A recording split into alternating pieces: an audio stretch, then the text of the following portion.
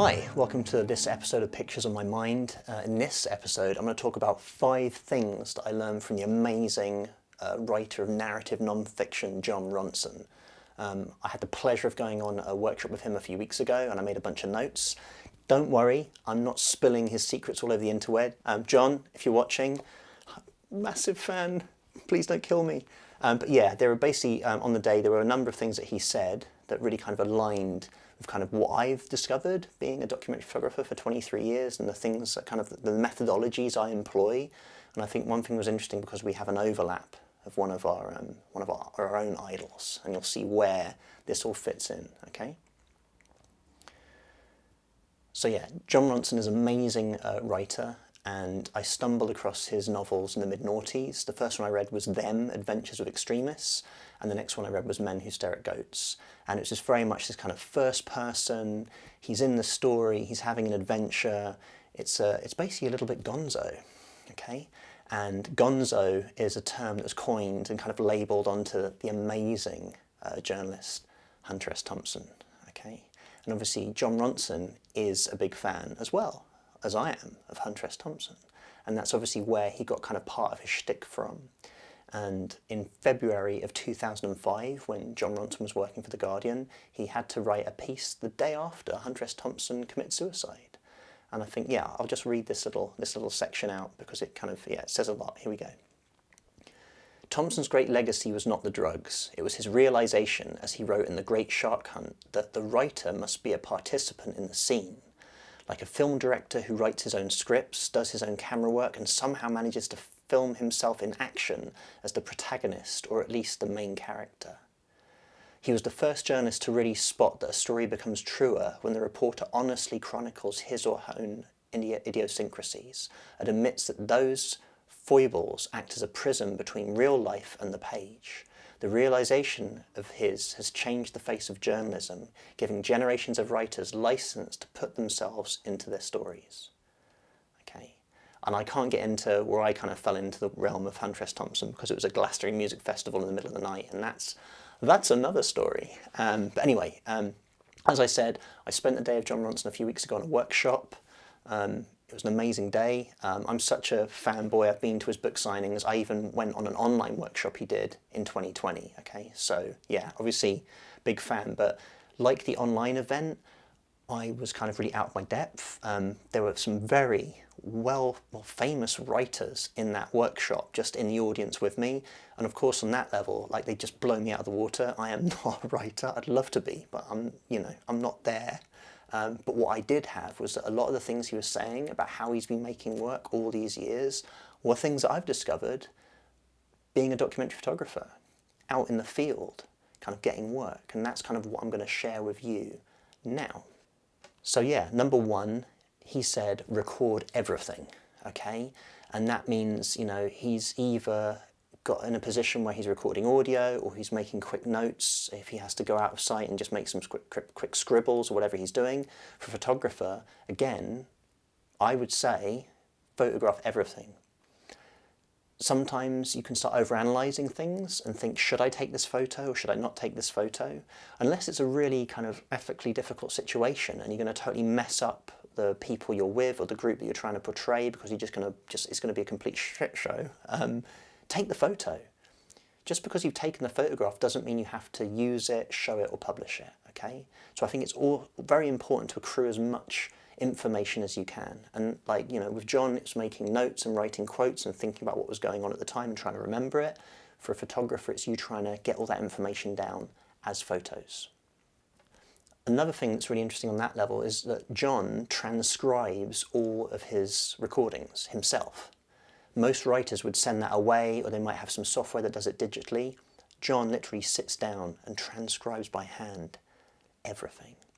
And I think that's really cool because he's literally re-listening to every word that was said. He might be picking up on things that were different at the time. And my example for that as a photographer is just going through your wide edits. Yeah, at the time you might do some selects on the day and say, oh, that was a great shot, that was a great shot, done.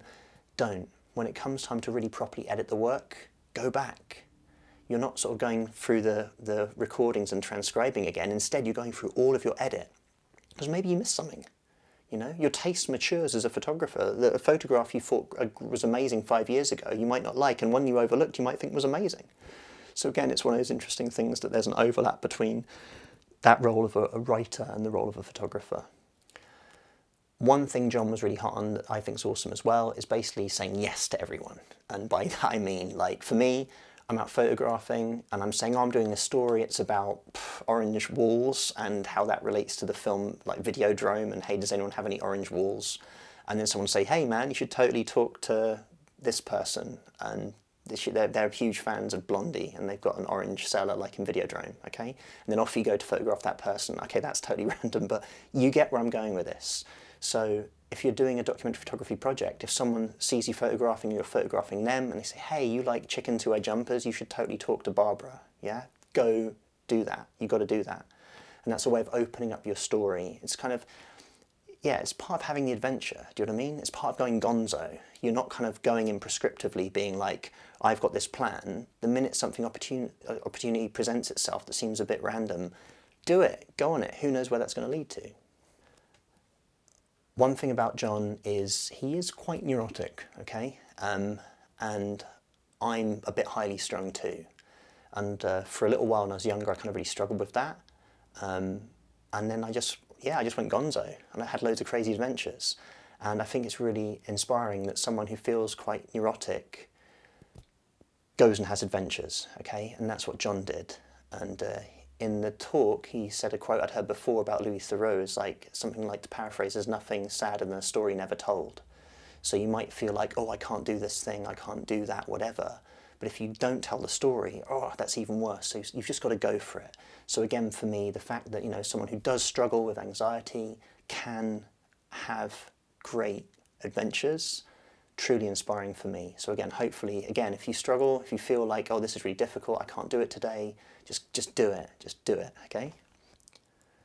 One thing that's really important as well was that Jon just basically, I mean, I'm sure he is, but he also seemed really nice, like really nice. Like everyone a day, super accommodating, chatting, friendly, just really nice guy. And I think that obviously has helped him in the years of his projects because, you know, every time you do some kind of act of like journalism, trying to tell someone's story, if you just come in and be a massive like douchebag, people are going to be like, get this guy out of here, or hey man, you know, or you maybe not even get access in the first place. They'll be like, oh, forget this guy. But because he's nice and because he's interested, genuinely interested, people let him in. And that's something I've definitely done over the years. Like, my best work has all been self-initiated projects that I'm fascinated by, okay? Which leads me on to the final point, research.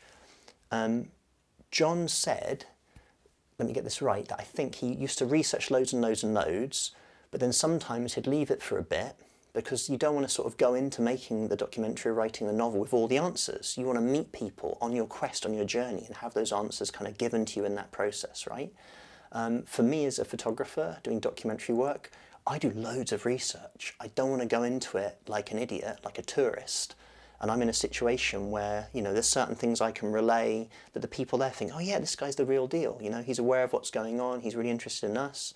And yeah, it just really helps for people to accept you rather than just think you're this kind of other element. It also depends on the subjects you're picking as well. Like when Jon was doing the psychopath test, he had a moment where he's thinking like, you know, how can I do this? You know, is it right to do this for me? Why am I the one to do this? And then he realised that, hell man, a lot of people in my family and myself and like, you know, suffering from kind of neurosis and anxiety, and that's like the polar opposite, the antithesis of the psychopath. So then I'm the perfect person to tell this story. So I think that comes into it as well. And I think if you are asking these questions about, am I the right person? You probably are, because you're already kind of self-aware enough to be asking those questions of yourself. And it's very easy to talk yourself out of doing anything, okay? So try and kind of go for it. So here we go. Conclusion. I haven't done this yet. So just to wrap it up, many top photographers I've met have not been very nice people at all. I don't know if it goes with the territory of being kind of sacred cows in the photo land, but they have seemed quite rude, like egomaniacs, and just generally not very nice, not very helpful. And the reason why Jon is one of my idols, right, is he's always been cool. Like, I remember when I first read the think it was them. I emailed him like the day I finished the book, and this was like in the mid-noughties. He replied to me straight away. He emailed me back. It was amazing. And ever since then, it's just that sort of sense of, I guess, communication. Like, you know, I know what Jon sounds like, so when I read his books, it's like I can hear his voice telling the story, and I've sort of built that kind of connection. I feel like I understand him, and I think that's a really important thing for any photographer or artist or creative person, anyone. It's like a sense of communication. It's trying to get across to someone kind of what you're about. Connection, I guess, isn't it? Like, you just want to kind of connect to someone so that they kind of understand you. And I feel that's why the narrative non-fiction that Jon Ronson writes in the first person, Going Gonzo, is so good, because immediately it's very connected to the real. It's not like a distant thing, it's first person. You know, you're with them on the journey. And I think as a documentary photographer, I've tried to put that in my books as well. So in my photo books, you know, there's all the photos that I've taken, but then there's essays by me or things that I've written, trying to kind of, you know, help the person who's looking at those photo books and reading those texts to kind of have a connection. And yeah, I guess that's it, isn't it, really? We're all trying to have this connection and not only understand the world, but try and understand each other. And I'm in an empty cellar talking to myself, essentially, to try and have this kind of sense of connection with you. And that's pretty gonzo, isn't it? So there we go. So I hope you enjoyed that, and I hope you've taken some of those lessons of Jon Ronson. Totally didn't say it all, Jon. Didn't say it all. Don't sue me. Don't come for me. And yeah, and it might help. So yeah, there you go.